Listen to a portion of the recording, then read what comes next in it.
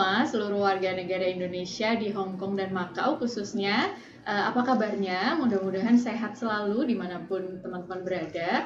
Saya Ayu Saptaningtyas, konsul muda Pensosbud KJRI Hong Kong akan menemani teman-teman semua di acara Ngopi Instan, Ngobrol Pintar, Interaktif, dan Spontan KJRI Hong Kong. Kita malam ini live langsung seperti biasa dari kantor KJRI Hong Kong ke hadapan teman-teman semua. Mudah-mudahan teman-teman semua yang sedang menyaksikan saat ini sudah like dan follow Facebook KJRI Hong Kong. Begitu juga dengan media sosial kita yang lain. Kita ada di Instagram, YouTube, dan juga Twitter. Pastikan teman-teman sudah follow kita semua di akun-akun tersebut untuk mendapatkan informasi terkini dan terupdate untuk yang pastinya berguna untuk kita semua warga negara Indonesia di Hong Kong dan Macau. Di episode Ngopi Instan kali ini tidak lupa saya ingatkan teman-teman untuk bisa ikut gabung ngobrol bareng dengan kita baik di kolom komentar di Facebook maupun menyampaikan pertanyaan melalui nomor WhatsApp kita di 94001506. Sekali lagi 94001506. Jangan lupa sertakan nama beserta pertanyaannya.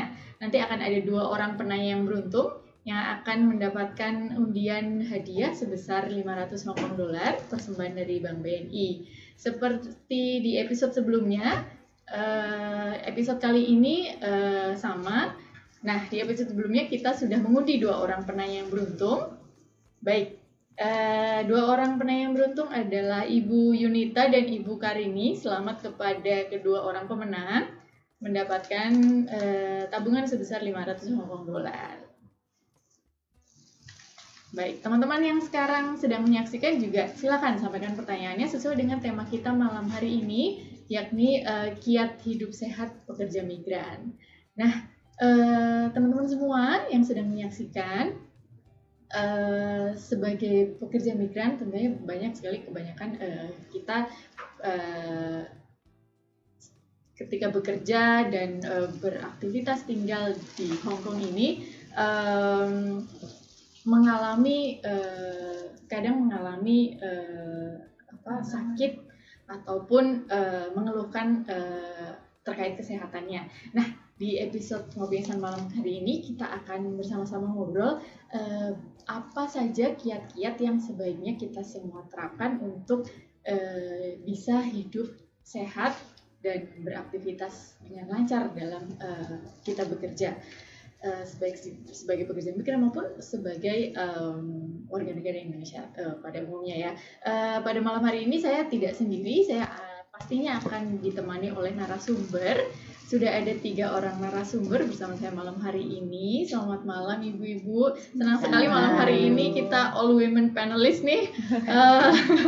Iya, jadi yang pertama ada Ibu Ayu Rahayu dari Peduli Sehat Hong Kong ya, Bu ya. Selamat malam. Baik, kemudian ada Dr. Rahmadia Ernita. Selamat malam, Dok. Malam teman-teman. Dan terakhir yang last but not least Ibu Yuni Suryati, konsul Pensosbud KJRI Hong Kong. Selamat malam teman-teman. Bu Yuni ini yang biasanya sutradara kita yang di balik layar, malam ini bertemu langsung dengan teman-teman nih di Ngopi Instan kita malam hari ini. Oke. Berbicara mengenai kiat hidup sehat pekerja migran, saya boleh ke Bu Yuni dulu, Bu. Bu, KJRI selama ini sudah banyak melakukan program-program terkait kesehatan PMI gitu ya, Bu ya. Apa saja Bu program-program tersebut yang kiranya sudah banyak di-share ke teman-teman semua, mungkin bisa dijelaskan, Bu. Makasih Mbak Ayu. Jadi selama ini sudah sejak 3 tahun terakhir ini, dari tahun 2017 KJRI Hong Kong telah mengadakan sekitar 20 lebih dari sosialisasi klinik kesehatan dan sosialisasi kesehatan dan deteksi dini kesehatan ya, dan pemeriksaan gratis demikian. Nah, mungkin bisa di slide yang pertama bisa ditunjukkan apa yang telah dilakukan oleh KJRI Hong Kong. Pertama ya, mengapa KJRI Hong Kong ini mengadakan klinik kesehatan atau sosialisasi kesehatan bagi pekerja migran Indonesia baik di Hong Kong maupun di Macau. Yang pertama itu apabila pekerja migran itu menderita sakit itu ada, tidak semuanya sih, tapi ada beberapa yang tidak tahu harus kemana. Ya, mereka bertanya-tanya kemana ya, padahal juga ada rumah sakit umum gitu atau klinik-klinik kesehatan. Nah, yang kedua, kalau mereka sakit apabila menyampaikan kepada majikan ada rasa khawatir akan diterminate. Nah, ini banyak juga kita temui walaupun tidak semuanya. Yang ketiga, ada keterbatasan bahasa untuk istilah-istilah kesehatan. Ya, karena memang istilah kesehatan itu berbeda dengan istilah-istilah bahasa kita sehari-hari, demikian. Dan juga biasanya dokter atau tenaga medis yang kami undang itu wanita, walaupun ada prianya juga. Tapi kalau misalnya dokter wanita itu teman-teman lebih bebas gitu, lebih leluasa untuk mengungkapkan sakitnya apa gitu, terutama kalau sakitnya di daerah kewanitaan. Ya. Terus yang kelima, tidak berbayar alias gratis nih. Nah, jadi ya teman-teman barangkali khawatir juga kalau aku sakit mesti bayar berapa ya, seperti itu kan. Walaupun majikan itu sebenarnya telah mengasuransikan teman-teman semua. Ya, sebelum menandatangani kontrak kerja itu majikan itu wajib untuk membeli asuransi buat teman-teman semua. Mungkin asuransinya standar, jadi tidak meliputi seluruh segala macam penyakit demikian ya. Tetapi kayak gigi gitu jarang yang terasuransikan. Ya, selanjutnya yang slide berikutnya. Nah, tidak sendirian nih Mbak Ayu, KJRI itu tidak sendirian melakukan ini karena memang KJRI juga bukan klinik dan KJRI juga tidak mempunyai keahlian dalam bidang kesehatan. Nah, kita bermitra dengan pernah mengundang Kementerian Kesehatan, ya 2 kali mereka datang ke sini untuk melakukan pemeriksaan IVA test dan juga deteksi dini kanker payudara. Lalu ada Yayasan Kanker Indonesia. Ini juga sudah beberapa kali ke Hong Kong untuk melakukan sosialisasi dan deteksi dini kepada teman-teman. Lalu juga pernah bekerja sama dengan Rumah Sakit Mayapada dari Jakarta. Ini mereka mengadakan pap smear, pap smear dan juga USG payudara di sini. Mereka membawa alat USG tersebut kemari. Lalu bekerja sama dengan Breast Cancer Foundation Hong Kong. Nah, ini teman-teman kalau ada keluhan itu KJRI kadang-kadang membuat pengumuman supaya teman-teman mendaftar untuk pengisian mamogram atau pengisian formulir mamogram ataupun USG. Nah, ini nanti kami arahkan ke Breast Cancer Foundation ini. Ada klinik, mereka ada 3 klinik di Hong Kong ini. Selanjutnya juga ada Community Health Service di Hong Kong. Ini yang melakukan pap smear. Namun ini tidak gratis. Kalau yang breast cancer tadi gratis.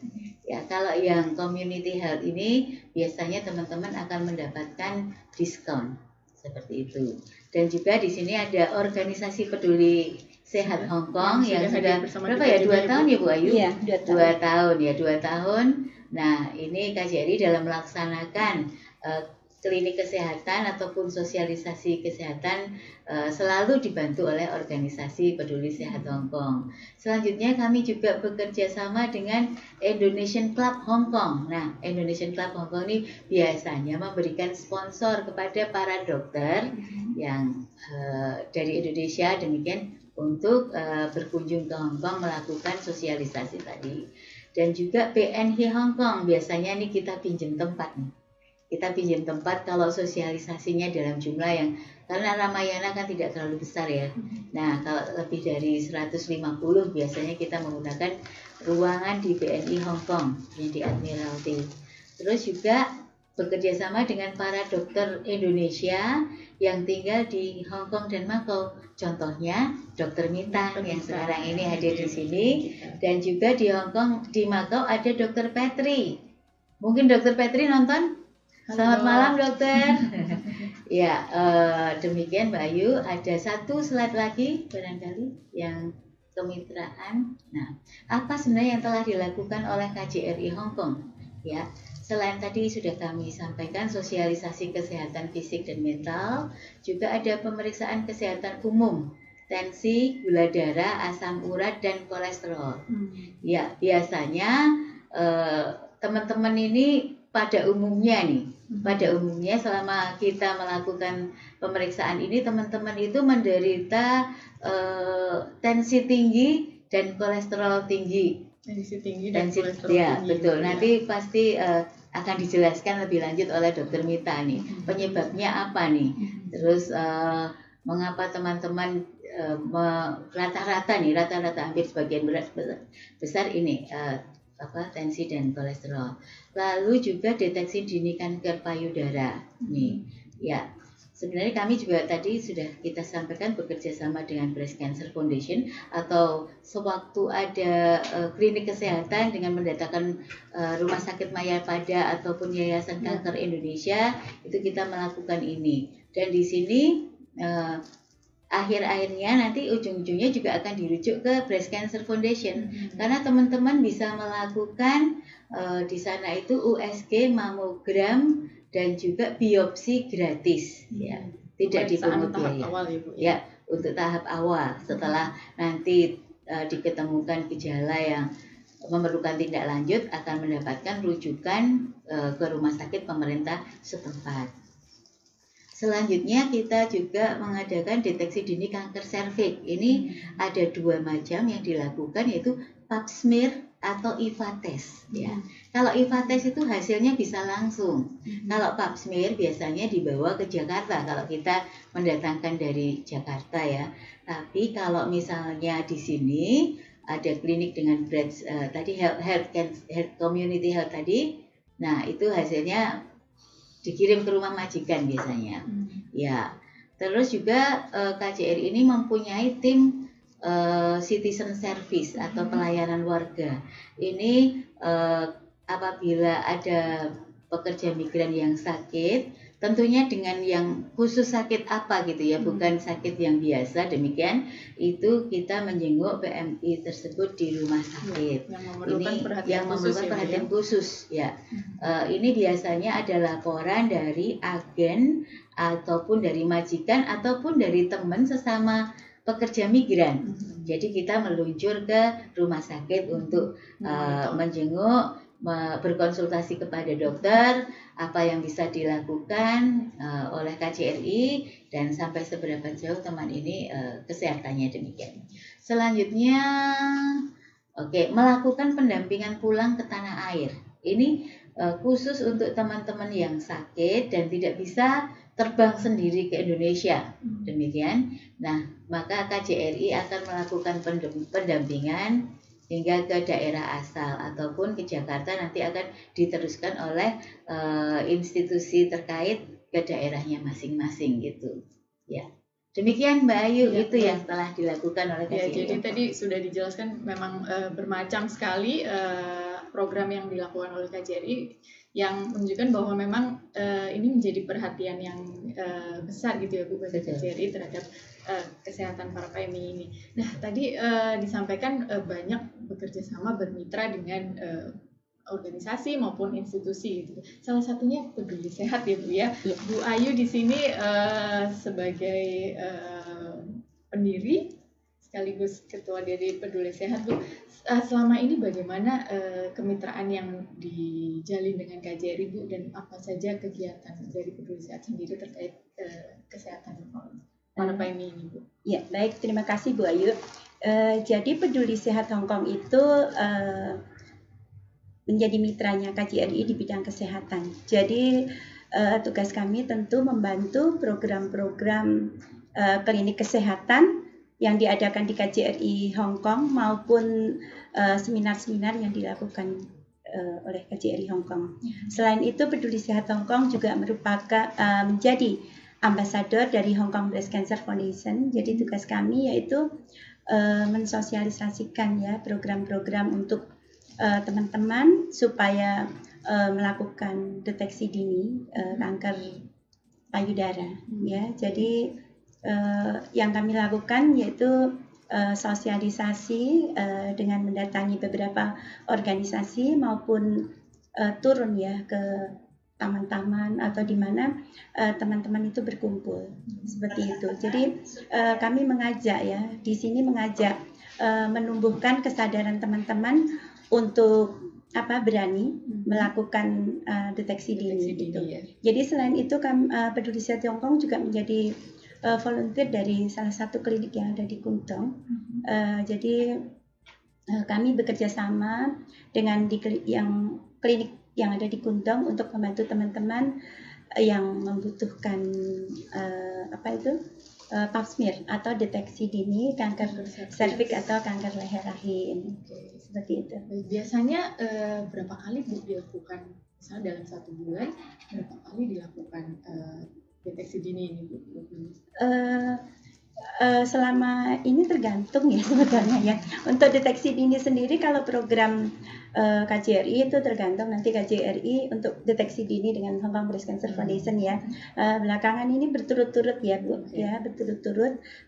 Seperti bulan Juni kemarin ada 2 kali pertemuan dan bulan Juli juga 2 kali pertemuan. Dalam sekali program itu biasanya berapa orang yang kalau dilakukan di kantor Hong Kong Breast Cancer sendiri, karena kan ini karena adanya COVID ini, karena ada pembatasan ya, ada pembatasan untuk berkumpul kemarin itu tidak boleh lebih dari 8 orang. Jadi sekali pertemuan hanya maksimal 60 orang, dan itu pun itu kuotanya selalu penuh ya Bu? Iya selalu penuh. Ya.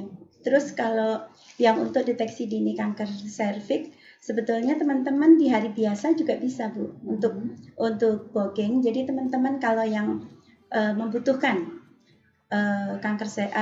deteksi dini kanker serviks atau kanker leher rahim dengan cara pap smear bisa menghubungi Peduli Sehat Hong Kong di hari biasa ya, tapi tentunya itu hari biasa dan jam kerja dengan harga 530. Dan kebetulan saat ini juga ada program pap smear bersubsidi dengan membayar $120 dan dilakukan hari Minggu. Mudah-mudahan dengan adanya program-program seperti ini teman-teman bisa memanfaatkan untuk ikut. Jadi saya mengajak teman-teman jangan malu, jangan ragu untuk maju melakukan deteksi dini. Itu Bu Ayu. Iya, karena untuk program-program tersebut untuk sosialisasinya juga selalu ada, bisa dilihat di Facebook, baik Facebook KJRI maupun Facebook Peduli Sehat ya Bu ya. Iya betul. Jadi teman-teman ketika memang memerlukan bisa, dan program tersebut dilaksanakan silahkan bisa langsung ikut mendaftar demi deteksi dini. Itu memang penting gitu ya Bu ya, untuk kesehatan teman-teman semua. Oke, baik. Saya ke Dokter Nita nih. Dokter Nita, sebelumnya mungkin perkenal dulu ya Dok ya. Oh iya. Asalnya dari mana Dok? Saya dari Brawijaya Malang. Dari Brawijaya Malang ya Dok ya. Baik, tadi kita udah banyak dapat informasi kalau teman-teman PMI ini biasanya kebanyakan darah tinggi ya Bu ya, tensi tinggi, lalu kolesterol, termasuk juga kanker serviks dan payudara ini juga kita prihatin sekali, ternyata angkanya tinggi juga untuk teman-teman PMI kita gitu Bu. Nah, mungkin bisa di-share ke kita Bu, kiat-kiat ataupun apa saja sih yang sebetulnya perlu kita jaga untuk menghindari sakit ataupun sebagai pencegahan diri kita untuk sehat gitu. Oke, Mbak Ayu, terima kasih kesempatannya memberikan pada saya. Jadi kalau kita ngomongin penyakit ya teman-teman, pasti kita harus tahu dulu yang sehatnya itu seperti apa gitu. Nah ini saya ada slide nih tentang kiat hidup sehat. Oke, berikutnya. Nah ini kalau ngomong hidup sehat tuh pasti ini lagi yang diomongin gitu ya Bu ya. Jadi ada 5 faktor. Ada 5 faktor ada nutrisi atau makanan, lalu ada olahraga, istirahat, terus faktor kebersihan diri kita dan juga lingkungan, dan juga faktor mental health atau kesehatan mental kita gitu. Nah 5 faktor ini itu saling berhubungan, mempengaruhi satu sama lain, dan nantinya akan mempengaruhi kesehatan tubuh kita begitu. Nah kalau bisa tolong slide berikutnya. Nah, ini tentang nutrisi. Tentang nutrisi ini pasti teman-teman udah banyak yang tahu ya, ini sekilas kita tapi bahas cepat aja karena kan KJRI juga udah sering ya sosialisasi kesehatan tentang hidup sehat juga. Nah, nutrisi ini kan ada karbohidrat, protein, lemak, sayuran, dan buah. Nah, kita bahas. Nah, ini karbohidrat ini mungkin sudah bisa menjawab pertanyaan tentang darah tinggi dan kolesterol gitu Bu ya. Okay. Jadi karbohidrat ini itu kita tahu ya kayak nasi, kentang nih. Itu tuh kan adalah sumber gula tubuh. Nah, ketika di dalam tubuh dia akan diubah menjadi gula. Nah, karbohidrat, protein, lemak sama sayuran tadi itu sebenarnya masalahnya itu ada di porsi kalau kita gitu. Porsi yang benar itu sebenarnya seperti apa gitu. Jadi kalau misalnya kita makan satu piring, ini Bu Ayu ya. Nasi itu sebenarnya cuma seperempat dari piring kita. Nah, lauk seperempat dan setengahnya itu sayuran dan buah atau sayur atau buah gitu. Nah, sisanya terus kemana? Ini tadi sisa kan kita kalau itu kan masalah ya buat kita orang Indonesia yang kalau nggak makan nasi nggak kenyang, kalau nggak gitu kalau lauknya belum habis kita harus nambah lagi nasinya kayak gitu kan. Nah, itu kan berarti lebih dari seperempat porsi piring itu tadi ya. Nah, itu kemana sih? Terus kemana yang lebih dari seperempat itu tadi? Padahal tubuh kita tuh sekali makan cuman butuh sekepalan tangan kita ini sebenarnya nasi itu ya, seperempat piring itu. Nah, kemana itu sisanya? Itu nanti akan disimpan di bawah kulit kita sebagai lemak otot. Jadi ternyata gula yang berlebih itu akan disimpan sebagai lemak. Nah, itu tadi ada juga protein, ada lemak. Nah, di lemak ini salah satunya kan jenisnya kolesterol ya Bu. Nah, ini yang sering jadi kambing hitam gitu. Nah, padahal sebenarnya kolesterol ini kolesterol ini netral sifatnya Bu. Kalau ketemu sama sinar UV di pagi hari, dia akan diubah jadi vitamin D. Sinar UV, kan kalau pagi hari kan masih nggak terlalu banyak efek negatif ya sinar UV itu. Tapi kalau dia ketemu sama lemak jahat atau kalau kita periksa darah itu ada tulisan LDL, itu dia akan jadi itu tadi plak di pembuluh darah. Kerak gitu ya. Gimana? Kerak. Iya, jadi kerak di pembuluh darah. Nah, kerak ini nanti kalau banyak akhirnya pembuluh darah jadi sempit. Sempit ini nanti itu penyebabnya cikal bakalnya darah tinggi, terus penyakit jantung dan bahkan juga stroke seperti itu. Penyempitan pembuluh darah tadi. Nah, tapi kolesterol ini juga kalau ketemu sama lemak baik yang kalau kita periksa darah itu ada namanya HDL, itu seperti kayak di alpukat, terus minyak ikan, lalu ada lagi minyak zaitun itu ya teman-teman, itu kan minyak baik ya, itu dia dibuang gitu kolesterol itu sebenarnya gitu. Pokoknya kalau kolesterol ketemu sama lemak otot tadi sama lemak LDL, itulah sumbernya penyakit darah tinggi dan tingginya kolesterol di dalam darah kita itu tadi gitu. Jadi memang keseimbangan nutrisi ini harus diperhatikan. Benar Bu Ayu. Nah terus gimana ya, kan nggak kenyang dong kita makan cuman seperempat aja. Terus solusinya gimana? Kalau buat saya sebenarnya tipsnya untuk teman-teman itu ada ini, mengganti karbohidrat dengan sayur dan buah gitu. Kenapa kok sayur dan buah gitu? Mungkin ada di slide berikutnya. Nah, karena sayur dan buah itu selain banyak mineral dan vitamin, dia itu ada kandungan antioksidan. Nah, antioksidan ini itu jadi gini, kita ini ada namanya radikal bebas ya. Radikal bebas itu biasanya kita bisa temukan radikal bebas ini sesuatu yang buruk yang kalau ketemu sama sel-sel di tubuh kita itu bisa mengakibatkan jadi sel kita yang awalnya normal jadi berubah jadi sel-sel yang cenderung kanker gitu, atau sel-sel yang cenderung sakit gitu. Sama seperti COVID itu juga sepertinya perkiraannya dia itu juga sifatnya radikal bebas gitu Bu. Katanya maksudnya ada beberapa yang menganggap COVID itu seperti itu gitu Bu. Jadi pokoknya yang sifatnya jelek lah radikal bebas ini. Tapi bagusnya radikal bebas ini bisa kita tangkal dengan antioksidan gitu. Nah, antioksidan itu di mana nih? Ada di buah-buah yang warna-warni ini, di makanan-makanan yang warna-warni ini. Iya, itu dia sumbernya. Itu warna-warni alami ya Bu ya. Warna-warni alami menurut kan itu kan kalau di Hong Kong kan kalau kita apalagi lagi musim panas gini ya Bu, itu kan kalau ke pasar tuh warna-warni semua buah-buah keluar semua ya Bu. Nah itu dia. Itu tuh selain warnanya yang bagus, ternyata juga kandungannya bagus juga Bu. Itu ada sumber antioksidan tadi untuk melawan radikal bebas. Jadi kalau saya bisa rangkum tuh antioksidan itu pertama tadi melawan radikal bebas, jadi melawan proses sakit. Terus yang kedua dia juga punya efek membantu sistem kekebalan tubuh kita. Jadi kayak misalnya seperti kayak dugaannya COVID kan, samanya dia punya sifat radikal bebas.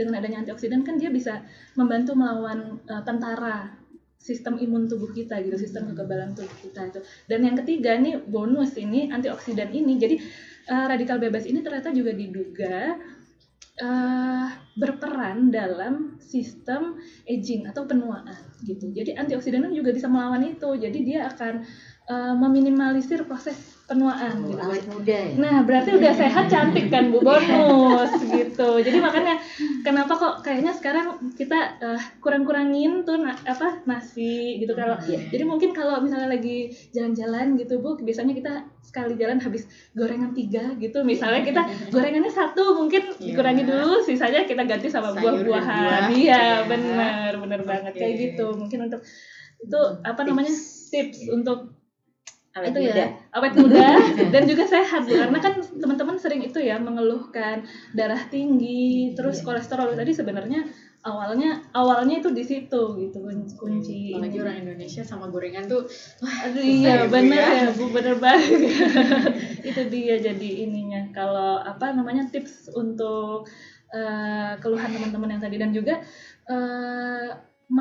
makan yang sembarangan, maksudnya porsi yang nggak seimbang itu tadi tuh juga berperan terhadap lemak, terus gula ini kan juga diubah jadi lemak loh. Itu sebenarnya bahan bakarnya untuk hormon gitu. Semakin banyak lemak berarti kemungkinan untuk hormon kita tidak seimbang itu juga akan meningkat begitu. Padahal apalagi pada perempuan ya kan kita punya hormon estrogen yang namanya. Estrogen ini sangat berperan, sangat mempengaruhi selain rahim kita juga payudara kita. Nah, maka dari itu yang orang-orang dengan estrogennya tinggi itu kecenderungan untuk berkembang, maksudnya menjadi kanker tumor payudara ya. Tidak, tumor itu nggak selalu kanker ya, itu lebih tinggi gitu. Jadi kayak obesitas, kelebihan berat badan itu kan berarti kemungkinan lemaknya lebih banyak gitu ya Bu. Itu juga lebih beresiko. Jadi seperti itu hormon tadi, sebenarnya kembali ke hormon tadi gitu, seperti itu. Oke, baik. Mungkin sebelum itu silahkan diminum dulu Ibu. Kita coba buka line pertanyaan ya Bu ya. Mungkin dari teman-teman sudah ada yang bertanya nih sepertinya. Bisa ditampilkan mungkin. Baik, sudah ada pertanyaan nih. Selamat malam Dok, mau nanya, aku sering putihan, kadang putih bening, kadang kental putih tapi nggak bau. Rasanya risih gitu, aku minum obat tradisional, keputihan agak berkurang. Mau nanya resikonya apa ya Dok minum obat seperti itu dan kenapa kok sering keputihan? Baik, ini pertanyaan ke dokter. Baik. Terima konsultasi sering keputihan iya. Baik teman-teman. Jadi keputihan itu tuh sebenarnya sesuatu yang normal ya, karena vagina itu kan memang aktif memproduksi lendir begitu ya, terutama produksi lendir itu akan meningkat ketika mendekati masa-masa ovulasi, mendekati masa-masa mendekati masa-masa menstruasi itu. Jadi sebenarnya itu normal. Nah, menjadi tidak normal kalau terlalu banyak atau berbau tidak seperti biasa, lalu juga kekentalannya yang berubah, itu juga 3 faktor itu gitu. Nah, apa yang paling mempengaruhi keputihan itu sebenarnya kembali lagi ya adalah kebersihan kita menjaga kebersihan area kewanitaan kita gitu. Kuncinya adalah menjaga supaya tetap kering, itu pertama. Jadi tetap kering.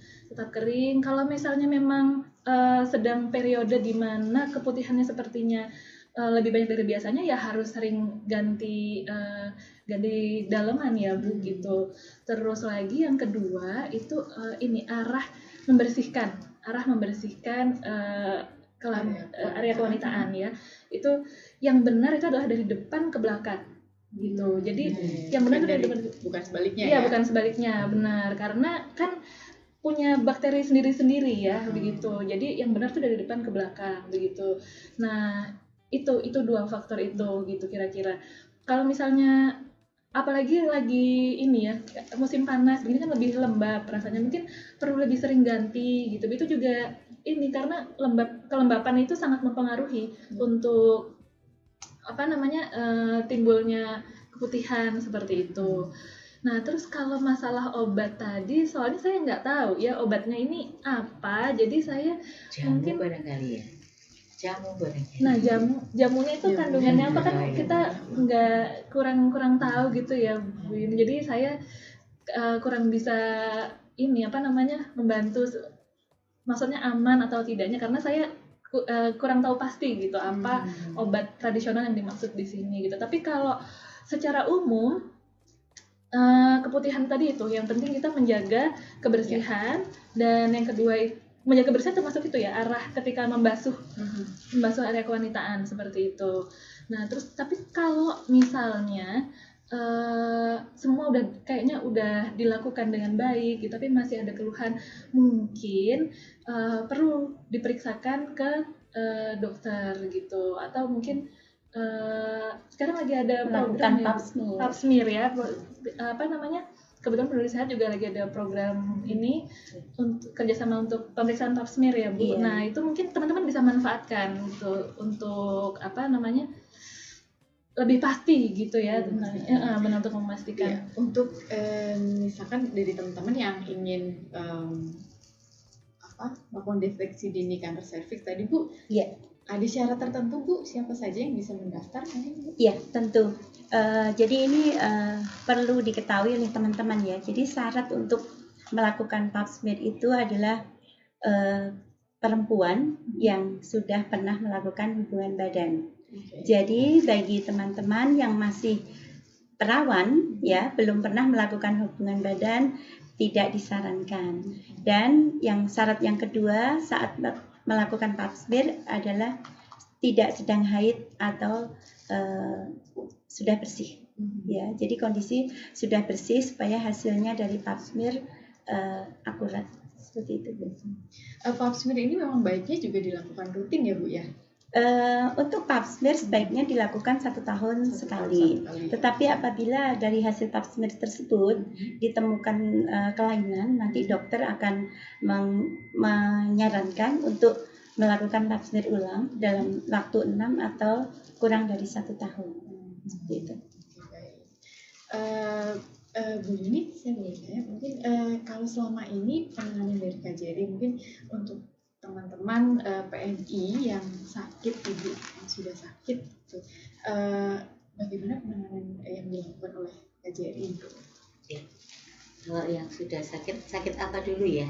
Sakit apa dulu? Tentunya kami akan menyarankan ya ke rumah sakit yang pemerintah yang terdekat dengan rumah majikan.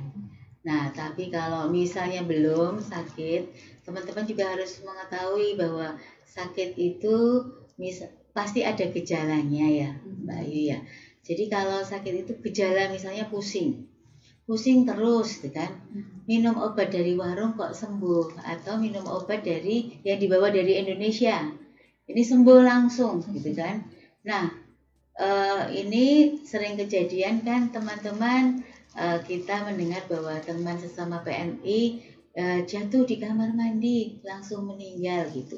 Nah, ini penyebabnya bukan jatuh di kamar mandi ya. Ini adalah yang sering di KJRI temui ini. Yang sering KJRI temui adalah setelah kita visit ke rumah sakit dan meninggal demikian itu adalah pecah pembuluh darah otak. Ya, pecah pembuluh darah otak atau hemorrhage ya dokter. Iya, Ya. Stroke. Nah, seperti itu. Nah, teman-teman pesan ya, jangan sembarangan minum obat dari warung. Kalau mungkin sekali, 2 kali boleh, tapi kalau dilakukan terus-terusan itu tidak boleh. Benar nggak dokter? Benar, mungkin Ya. sebenarnya itu tubuh ngasih tanda ya Bu. Kalau Iya, pusing tanda. sebenarnya itu mungkin mungkin kalau sekali 2 kali benar kata Bu Iya. ini mungkin kita ya udah minum obat gitu. Tapi kalau misalnya ternyata berulang terus-menerus, mungkin sebenarnya itu tubuh ngasih tanda ada sesuatu yang nggak beres gitu. Nah, berarti di situ teman-teman mungkin sudah waktunya untuk mencari pertolongan tenaga medis. Maksudnya untuk lebih pasti sebenarnya kondisi tubuhnya ini seperti apa begitu. Oke. Dan lagi ini Bu obat yang diminum sendiri itu kita kan belum tahu ya, maksudnya ini obat efek sampingnya apa gitu. Misalnya ada obat penghilang rasa nyeri yang ternyata efek sampingnya tuh banyak ke lambung gitu. Jadi kan kita nggak tahu ya efek sampingnya itu seperti apa untuk jangka panjang gitu. Jadi memang lebih baik kalau terjadi berulang-ulang gitu, mungkin teman-teman sebaiknya ke rumah sakit ini ya Bu, rumah sakit pemerintah gitu. Lebih hati-hati, waspada ya Bu ya, jangan minum obat sembarangan. Benar. Oke, baik. Bu Yuni, kalau mungkin tadi sempat juga diangkat, teman-teman nih kadang khawatir gitu ya, kalau sakit lalu diterminate oleh majikan, atau khawatir dengan pembiayaan gitu Bu. Nah, sebetulnya teman-teman ini bagaimana Bu dari segi pembiayaan itu, apakah memang mereka ketika sakit dan harus membayar biaya periksa atau biaya tindakan yang besar gitu, apakah memang harus membayar sejumlah itu, atau sebagai pekerja migran ini ada hak-hak tertentu Bu yang bisa diketahui oleh teman-teman? Baik, teman-teman, kontrak kerja teman-teman dengan majikan ini di endorse oleh KJRI Hong Kong atau harus diketahui oleh KJRI Hong Kong. Dan pada saat kita memberikan endorsement ini harus melampirkan asuransi kesehatan. Jadi teman-teman pasti punya asuransi kesehatan. Ketika ada kontrak pasti ada asuransi kesehatan. Jadi bisa, kalau sakit bisa ditanyakan ke majikannya. Saya sakit, saya mau ke rumah sakit ya. Tapi sebenarnya dengan menunjukkan Hong Kong ID dan kontrak kerja juga sudah cukup ya Bu Ayu ya. Ya, jadi tidak perlu khawatir pembayarannya. Karena kalau di rumah sakit itu setahu saya kita memang harus mendaftar dan itu ada biaya registrasi di rumah sakit pemerintah. Itu sekitar 75 sampai 100. Rumah sakit beda-beda gitu ya. Tapi yang kemarin ada teman yang memberitahu kepada saya bahwa dia harus bayar 75 Hong Kong dolar. Terus kalau sakit nginep gitu, opname mau operasi apapun seperti itu gratis, tapi opnamenya itu semalam bayar 180 Hong Kong dolar. Nah, ini siapa yang bayar? Mestinya majikan yang bayar. Kalau itu menjadi tanggungan teman-teman, itu yang bayar adalah majikan. Seperti itu, Mbak. Baik, ya itu tadi harus diketahui teman-teman, punya hak-hak ya Bu ya. Apabila sakit jangan khawatir bahwa dalam kontrak kerja memang itu tidak menjadi alasan majikan untuk terminate, yang pertama. Lalu yang kedua adalah bahwa dalam kontrak kerja memang sudah termasuk juga asuransi. Jadi jangan khawatir teman-teman kalau sakit gitu dan harus rumah sakit dan butuh pembiayaan gitu. Baik Dok, tadi kan untuk kiat hidup sehat tadi faktornya ada 5 kalau tidak salah ya Dok ya. Ada nutrisi yang pertama tadi. Berikutnya ada olahraga juga ya Dok ya. Mungkin bisa di-share ke kita Dok, olahraga seperti apa yang ideal bisa kita lakukan, terutama untuk teman-teman pekerja migran nih Dok. Oke, baik benar. Nah ini, pas banget. Nah faktor juga yang mempengaruhi kesehatan kita nih kan ada yang selain makanan, tadi ada olahraga. Nah, olahraga ini kalau dikelompokkan sebenarnya ada olahraga aerobik, ada olahraga anaerobik dan stretching. Aerobik ini olahraga untuk melatih jantung dan paru-paru kita. Idealnya 150 menit per minggu. Contohnya kayak jalan, jogging, dancing gitu ya. Kapan-kapan hari itu saya pernah ke Repulse Bay terus ketemu teman-teman Indonesia yang lagi main TikTok, Bun. Jadi dancing gitu semangat gitu mereka sendiri. Jadi nah itu bisa jadi salah satu olahraga juga sebenarnya ya. Udah olahraga terus seneng lagi kan ya. Happy bener Bu. Terus ada lagi juga ini Bu, anaerobik sama stretching. Ini olahraga yang fokusnya ke otot kita gitu. Jadi kalau anaerobik itu kayak squat gitu ya, kayak push up. Tapi kalau untuk teman-teman mungkin squat itu kayaknya paling gampang dan enak gitu ya. Kalau stretching ya biasa kayak untuk sendi-sendi kita kayak gitu. Nah, tipsnya mungkin kalau buat teman-teman kita kan mungkin tiap hari banyak ya aktivitas kita banyak yang harus dikerjakan gitu. Mungkin kita bisa lakukan olahraga itu idealnya sebanyak 30 menit per hari. Nah, 20 menitnya itu aerobik dan 10 menitnya untuk olahraga anaerobik dan stretching gitu. Nah, aerobik ini seperti apa? Kita nggak harus kayak misalnya nggak sempat ke gym gitu atau ikut kalau misalnya ada Zumba gitu Bu, kalau bisa ikut sih sebenarnya bagus juga, cuman kan nggak setiap hari bisa ya Bu. Nah itu mungkin teman-teman bisa jalan atau naik turun tangga kayak gitu. Jadi misalnya nih, jadi 20 menit ini untuk aerobik, ini untuk melatih jantung sama paru-paru kita gitu. Kalau kita udah mulai sering ngos-ngosan naik tangga, itu berarti tanda kalau kita udah harus mulai melatih aerobik gitu. Jadi teman-teman bisa nih 20 menit nih, misalnya ke pasar biasanya naik tram gitu, sekarang cobalah 20 menit tuh jalan ke pasar, bener. Atau kalau nggak gitu misalnya rumahnya misalnya lantai 10 gitu, naik liftnya sampai lantai 5 aja mungkin, terus habis itu sisanya atau naik tangga bener kayak gitu misalnya. Itu sebenarnya udah salah satu bentuk olahraga juga ya. Gitu bener. Nah terus lagi sisanya sambil di waktu luang kita sambil stretching sendi-sendi tangan, sendi-sendi panggul gitu. Ini penting juga anaerobik sama stretching karena semakin usia kita bertambah itu pertama minyak sendi kita itu semakin kurang dan juga otot kita itu semakin memendek gitu.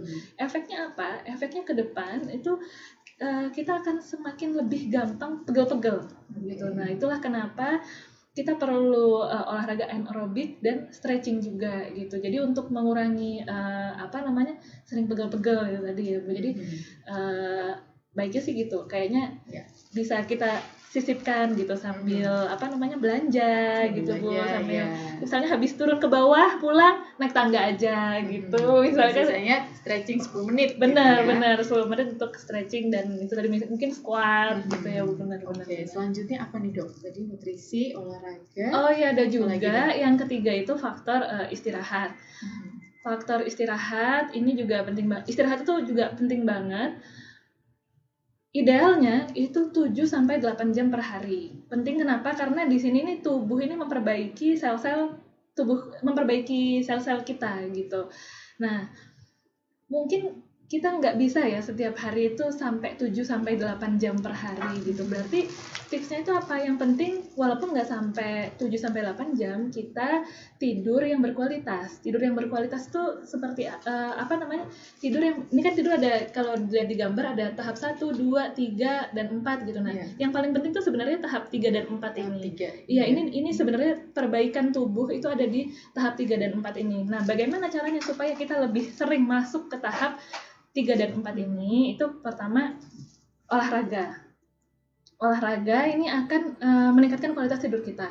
Terus habis itu tidur dalam keadaan gelap gulita itu sebenarnya lebih baik gitu. Itu untuk semakin masuk ke lebih gampang 3, masuk ke tahap 3 ya. dan 4. Lalu makanan sehat itu juga membantu kita untuk semakin sering masuk ke tahap ini juga ibadah atau dan juga meditasi. Sebenarnya ibadah sama meditasi ini tujuannya itu untuk menurunkan stres. Jadi mungkin kalau zikir gitu kadang-kadang kan mungkin ada yang lebih tenang dan seperti itu. Nah, itu juga bisa. Dan lagi nih satu lagi nih teman-teman.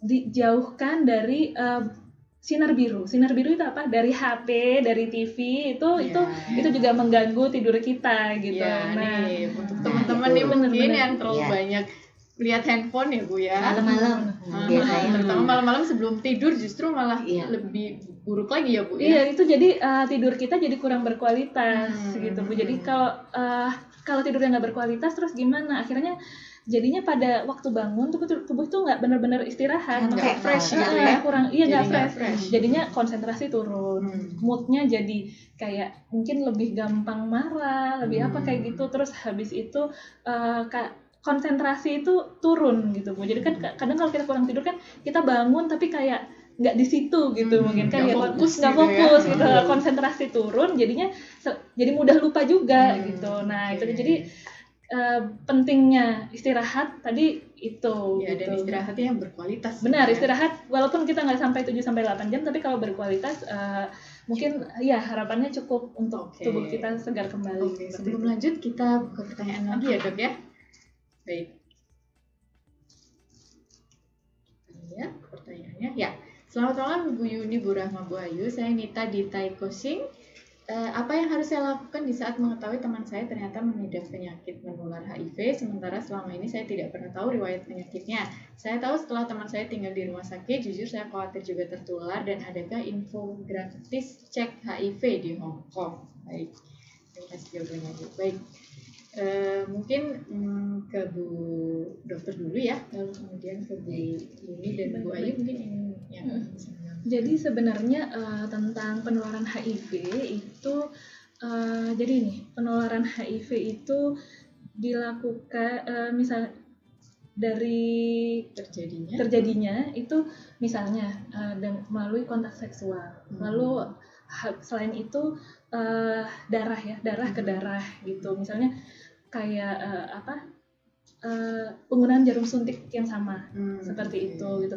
Tapi kalau misalnya kita salaman sama orang HIV gimana? Itu nular nggak? Enggak, itu tidak menularkan. Terus misalnya dia pakai bekas piringnya dia, terus saya pakai itu, apakah akan menularkan? Enggak. Jadi makanya kenapa orang HIV sebenarnya kita bisa harusnya yang lebih hati-hati itu orang HIV-nya terhadap kita, bukan kita terhadap orang HIV. Maksudnya kita juga harus hati-hati seperti itu. Cuman maksudnya orang HIV itu kan sistem kekebalan tubuhnya rendah ya. Seandainya kalau buat kita flu itu buat kita cuma demam-demam, tapi kalau dia yang kena flu itu bisa jadinya parah begitu. Jadi sebenarnya harusnya yang lebih berbahaya teman kita ini gitu sebenarnya. Nah, jadi itu tadi kalau penularannya nggak terus kalau kita megang dia kita ketularan gitu, enggak seperti itu. Jadi maksudnya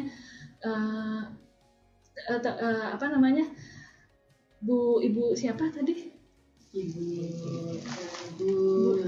Bu Nita nggak perlu khawatir. Maksudnya kalau tiap hari aktivitas bersama itu sih nggak ada masalah gitu ya. Itu tadi penularan HIV itu pertama melalui kontak seksual, terus habis itu darah ke darah gitu. Jadi misalnya mungkin harus lebih hati-hati kalau misalnya ada luka gitu. Kita ada luka, dia ada luka, tapi kan masa mau kita tempel-tempelin gitu kan nggak kayak gitu ya. Seperti itu. Jadi yang paling sering sih itu penggunaan jarum suntik yang sama itu yang paling, tapi kan nggak teman-teman kita nggak begitu gitu ya. Oke, jadi itu sih, jadi nggak perlu khawatiran berlebihan gitu. Benar.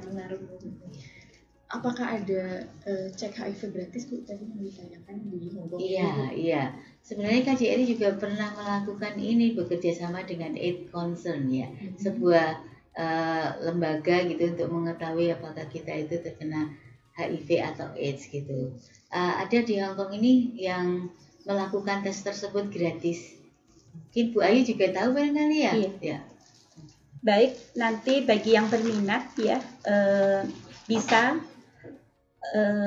daftar ya ke hotline-nya Peduli Sehat Hong Kong di 59298783. 59298783. Jadi untuk hasil tes ini maupun data sangat dirahasiakan.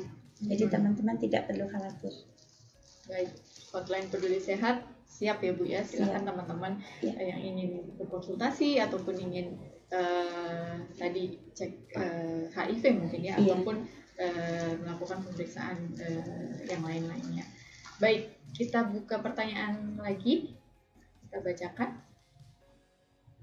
Baik, selamat malam. Pertanyaan buat Ibu Yuni. Mengingat masih banyak sekali majikan yang tidak peka alias tidak respon ketika pekerjaan sakit yang bisa dibilang parah, apakah upaya KJRI untuk menghindari hal-hal semacam ini?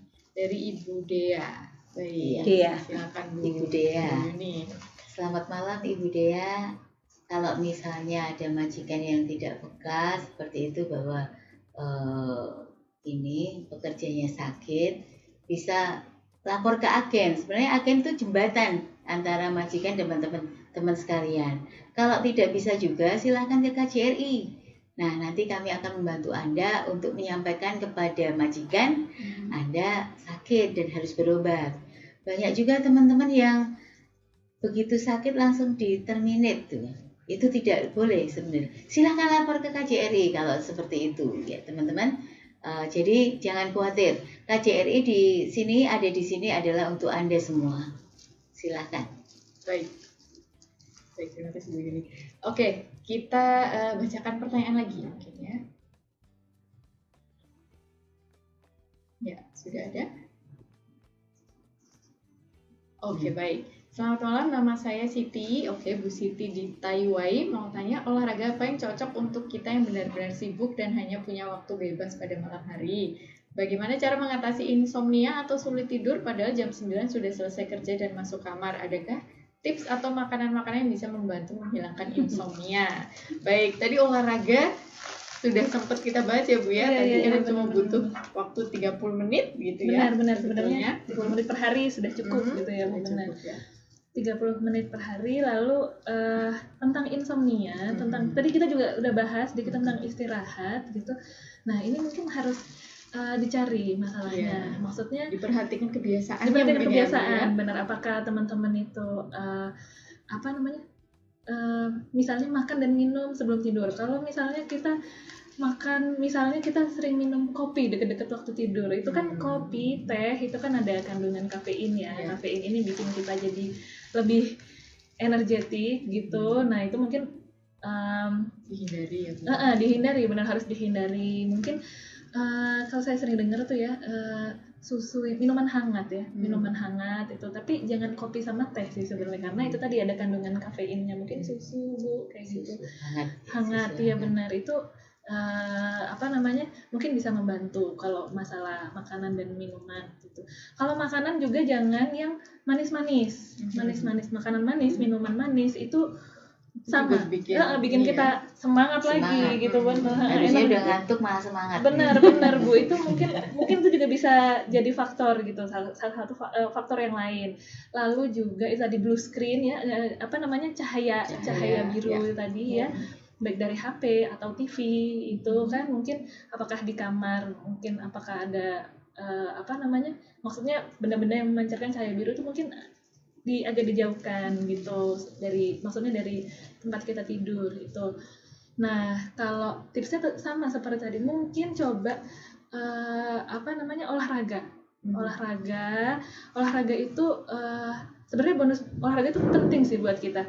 Pertama tadi sehat itu tadi ya, untuk kesehatan paru-paru, jantung. Terus lagi setelah selesai olahraga itu biasanya tubuh kita itu akan menghasilkan yang namanya hormon endorfin. Ini hormon yang juga memperbaiki mood atau hormon kebahagiaan orang kalau bilang. Nah, itu.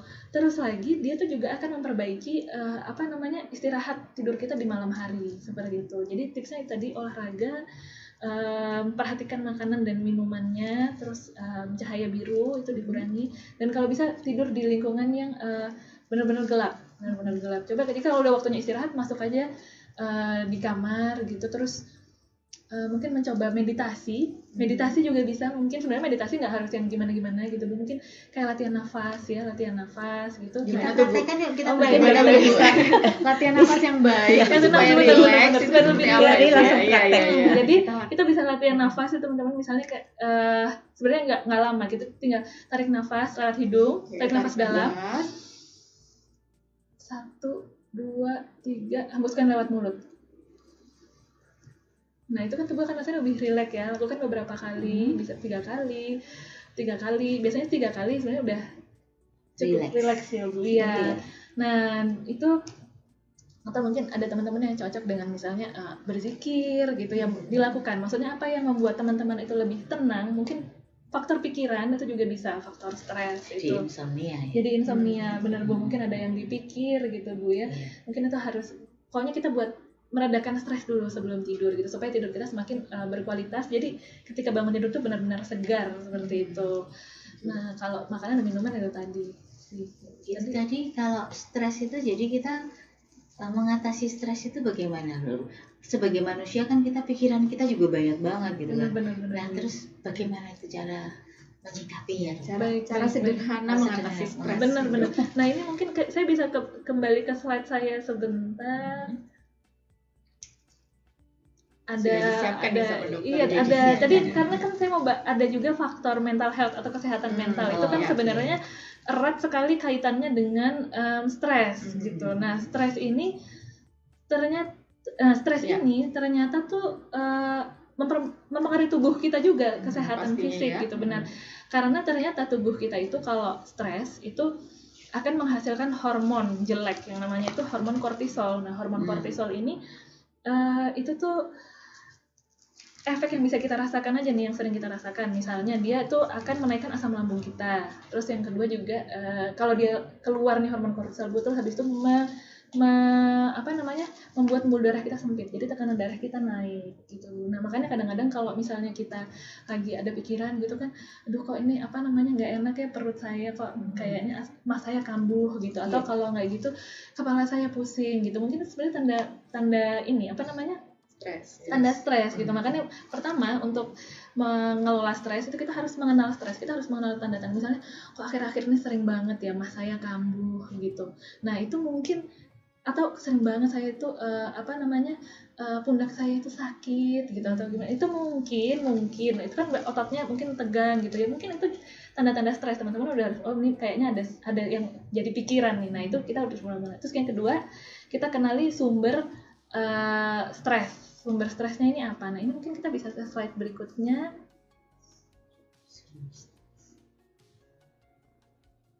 Slide berikutnya lagi aja. Nah ini, sumber stres ini atau stresor ini kita bedakan aja nih. Kan misalnya tuh hari itu kok kayaknya ruwet banget gitu. Misalnya udah ada tetangga yang marah ke saya gitu, rumah berantakan gitu. Terus misalnya aduh anak-anak rewel gitu misalnya. Nah ini kita harus pisahkan gitu. Stres-stres ini kita urai gitu. Jadi apakah stres ini penting atau tidak penting? Apakah stres ini bisa saya kendalikan atau tidak bisa saya kendalikan gitu. Nanti misalnya tetangga saya marah-marah itu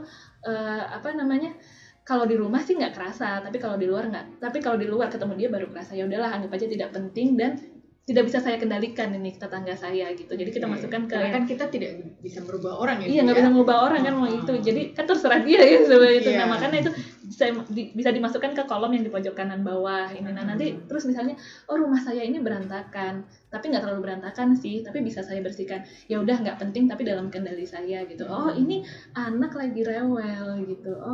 Dan nangisnya keras. Ini penting dan bisa saya kendalikan gitu. Saya masukkan ke kolom penting dan dalam kendali saya gitu. Nah nanti slide berikutnya. Nah kita kelola stres ini.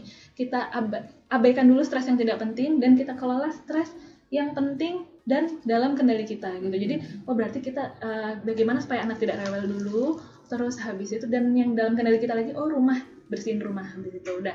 Misalnya nanti pas kita keluar terus ketemu sama tetangga kita lagi, itu kan stres yang tidak penting gitu kan. Terus habis itu kita coba positif dan legowo aja, karena kan tidak bisa kita kendalikan ini kan tetangga kita ini misalnya seperti itu.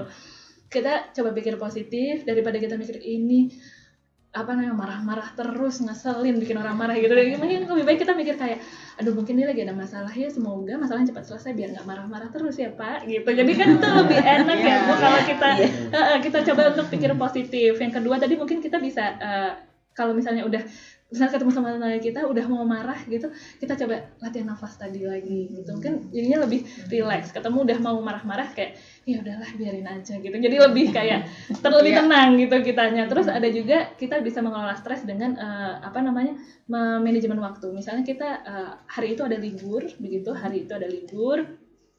Kita kita ini, jadi misalnya jam segini sampai jam segini saya ngapain, jam segini sampai jam segini saya bisa main HP gitu, misalnya jam segini sampai jam segini saya apa gitu, jadi dijadwal, bikin jadwal gitu Bu harian kita, mungkin bisa kita tulis biar lebih kelihatan, jadi biar kita lebih disiplin sama diri sendiri gitu Bu misalnya, atau kalau nggak gitu di HP gitu bisa kita ini. Nah lalu juga kita olahraga tadi juga penting, itu juga untuk membantu kita untuk mengelola stres dan membantu mood kita gitu, karena itu tadi ya setelah olahraga tubuh kita akan menghasilkan hormon happy tadi, hormon endorfin. Dan yang terakhir itu teman-teman bisa mencoba untuk melakukan hobi dan interest teman-teman. Ini coba jadi misalnya ketika teman-teman ada waktu luang, ada waktu senggang, ada libur juga teman-teman bisa mencoba melakukan hobi teman-teman gitu, misalnya yang disukai happy, benar. Jadi akhirnya mood kembali naik ketika kita harus kembali ke aktivitas rutinitas kita sudah fresh, lebih fresh ya seperti itu. Itu tadi tips yang menarik banget dan langsung bisa diterapkan nih teman-teman, bisa membagi-bagi nih stresnya teman-teman nih, mana yang bisa dikendalikan, mana yang tidak, yang dikendalikan bisa diselesaikan, yang tidak dikendalikan sudah relakan ya Dok ya, diletakkan dulu, dihempas dulu. Iya betul. Oke, baik. Yang selanjutnya ini tadi hal yang juga diangkat banget tadi, bahwa teman-teman kita juga riskan terhadap kanker payudara dan kanker serviks ya. Nah, untuk pencegahan kedua kanker ini kira-kira apa yang bisa diketahui Dok? Baik, mungkin dari Bu Ayu juga nanti bisa menambahkan. Dokter dulu atau saya boleh. Nah jadi kalau pencegahan awal sebenarnya kita ini ya pasti itu tadi ada 5 faktor tadi itu saling mempengaruhi, kurangi stres, makan makanan yang bergizi yang banyak antioksidan tadi, yang kurangi gula, banyakin antioksidan, itu tuh juga salah satu ujung-ujungnya nanti juga bisa untuk pencegahan gitu. Tapi kita nggak apa-apa kok, saya sekarang itu masih saya nggak ada keluhan apa-apa, sebaiknya nggak usah nunggu sampai ada keluhan. Jadi kalau teman-teman bisa mulai dari sekarang, misalnya sebelum bisa tiap hari makan sehat gitu. Ini kita coba hari seminggu 2 kali gitu, nanti nambah lagi 3 kali gitu. Jadi sampai kita itu menjadi rutinitas kita gitu. Jadi lebih baik jangan nunggu sakit baru kita pola hidup sehat gitu. Kalau bisa kita mulai dari sekarang sedikit demi sedikit gitu, kita terapkan makan sehat, nanti habis itu olahraga, terus kita terapkan juga istirahat yang berkualitas kayak gitu terus. Nah terus habis itu juga tadi ya makan makanan sehat, mengatur hormon, karena apalagi kanker payudara ya Bu, itu kanker payudara ini erat sekali kaitannya dengan lemak tadi, karena kan dengan hormon estrogen kita yang bahan bakunya itu sebenarnya adalah lemak gitu.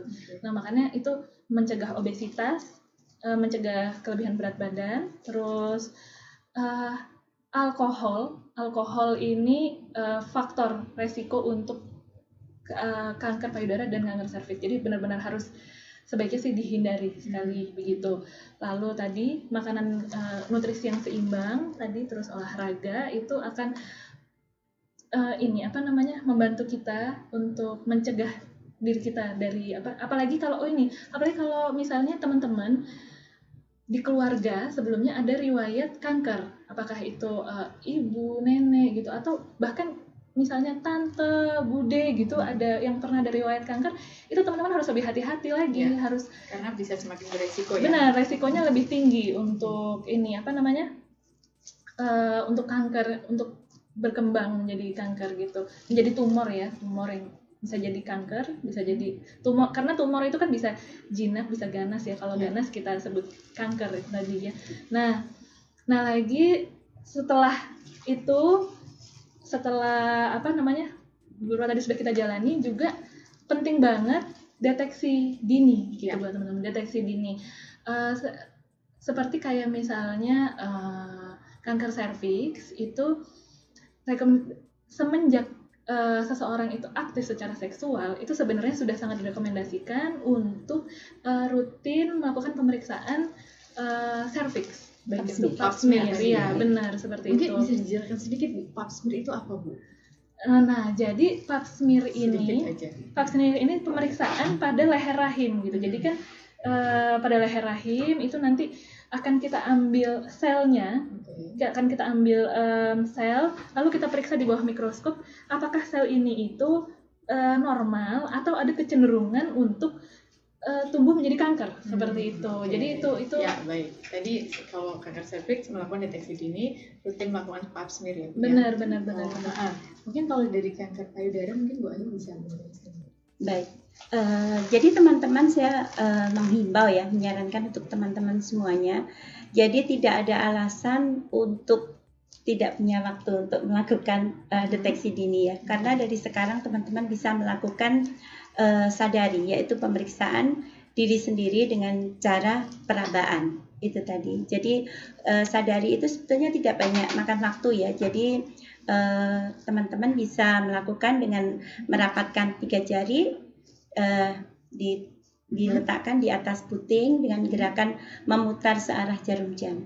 Jadi gerakannya pelan saja, tapi pasti gitu. Jadi semakin keluar gitu sampai mendekati ketiak. Jadi teman-teman, kalau sekiranya dari perabaan itu ditemukan benjolan atau ada keluhan ya, itu segeralah ke dokter atau bisa telepon ke hotline Peduli Sehat Hongkong. Jadi untuk teman-teman yang usianya 40 tahun akan mendapat USG mamogram gratis. Bagi yang di bawah 40 tahun, nanti setelah diraba di Hong Kong Breast Cancer Foundation, bila ditemukan ada benjolan atau kelainan walaupun di bawah 40 tahun, nanti akan dibantu untuk mendapatkan USG gratis. Itu saja. Baik.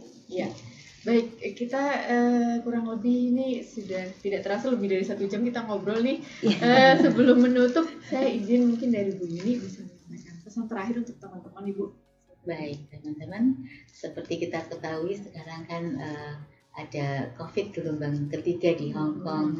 Untuk itu teman-teman harus jaga kesehatan dengan nutrisi yang baik, jaga imunitas tubuh, dan juga selalu kenakan masker, dan juga selalu bawa hand sanitizer kemana-mana. Demikian teman-teman ya, jangan lupa itu. Ya, kita jaga diri, jaga kesehatan Ibu ya. Yang tadi sudah di-share dengan kita oleh Dr. Mita dan juga Ibu Ayu, kiat-kiat baik hidup sehat maupun apa pentingnya deteksi dini untuk kita, terutama lakukan perempuan, deteksi dini. Ya, sayangi diri sendiri. Baik, demikianlah Ngopi Instan pada malam hari ini. Teman-teman, terima kasih sudah bergabung dengan kita selama lebih dari 1 jam ngobrol mengenai kiat hidup sehat untuk pekerja migran. Kita akan berjumpa kembali di episode Ngopi Instan berikutnya. Nah, tema kita pada episode Ngopi Instan berikutnya adalah kita ada cuplikan untuk yang minggu depan. Ya.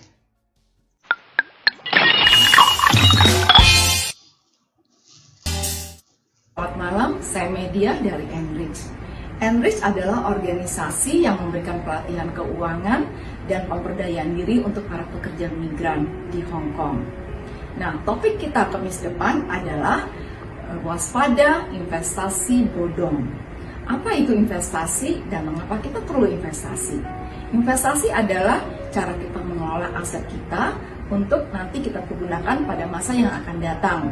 Nah, mengapa kita perlu berinvestasi? Karena harga yang sekarang sama harga yang akan datang itu akan berbeda. Jadi misalnya sebuah jeruk yang harganya $1 saat ini, mungkin dalam 3 tahun ke depan harganya menjadi $3. Sehingga uang kita akan berkurang nilainya. Untuk itu kita perlu berinvestasi. Pilihan investasi sangat banyak, mulai dari deposito, reksadana, dan lain sebagainya, saham, dan lain sebagainya. Tapi ada juga investasi bodong. Investasi bodong di mana kita nanti bukannya kita mendapatkan keuntungan di masa depan, justru uang kita akan hilang. Nah, untuk menghindari itu, kami dari Enrich punya 2 tip, 2L, yaitu legalisasi dan logik. Apa itu detailnya? Nantikan kami pada hari Kamis, minggu depan jam 9 malam di Facebook KJRI Hong Kong. Dan kami Enrich juga punya kelas namanya Menambah Tabungan. Apa itu kelasnya? Nanti akan kami jelaskan di minggu depan. Selamat malam, Assalamualaikum. Baik, ya itu tadi cuplikan episode minggu depan Ngopi Instan. Nah, saya juga ingin ingatkan ke teman-teman bahwa menjelang 17 Agustus ini KJRI Hong Kong juga mengadakan lomba vlog dan lomba fotografi. Nah, untuk teman-teman yang punya bakat maupun beringinan untuk bergabung memeriahkan 17 Agustus dengan KJRI, bisa mendaftar mengikuti lomba vlog dan fotografi dengan kita. Baik. Demikian Ngopi Instan pada malam hari ini. Terima kasih atas partisipasinya dan selamat malam.